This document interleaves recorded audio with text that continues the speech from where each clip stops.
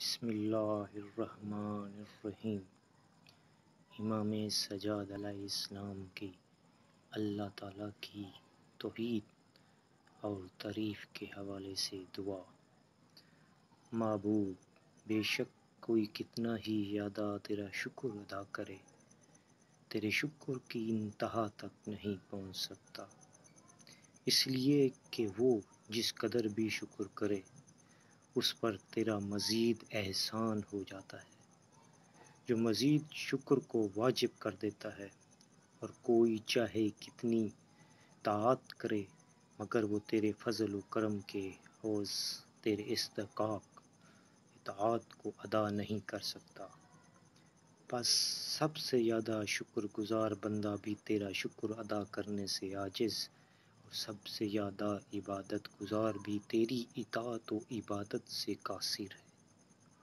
ان میں سے کسی کے لیے بھی تیری مغفرت کا استحقاق ثابت نہیں، اور نہ کسی کا حق ہے کہ تو اس کی دعا کی بنا پر اس سے راضی ہو جائے۔ بس کسی کو تو بخش دے تو یہ تیری عنایت ہے، اور کسی سے راضی ہو جائے تو یہ تیرا فضل ہے۔ تو اپنا تھوڑا سا شکر ادا کیے جانے کی بھی قدر کرتا ہے، اور تھوڑی سی عبادت پر بھی ثواب دیتا ہے، یہاں تک کہ تیرے بندوں کا وہ شکر جس پر تو نے ثواب واجب کیا ہے اور ان کی جزا بڑھائی ہے۔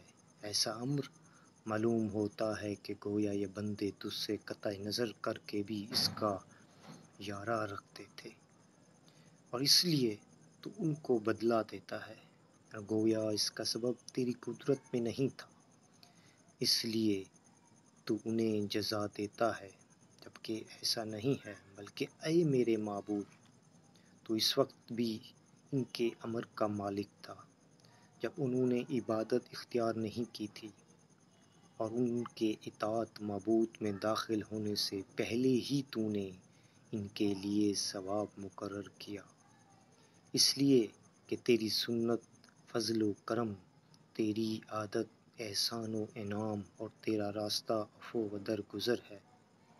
ساری خلقت متعارف ہے کہ تو جس پر عقاب کرے ظالم نہیں ہے، اور گواہ ہے کہ تو جس کو معاف کرے اس پر تو فضل و کرم کرتا ہے، اور سب ہی تیری واجبات کی ادائیگی سے تقصیر کے متعارف ہیں۔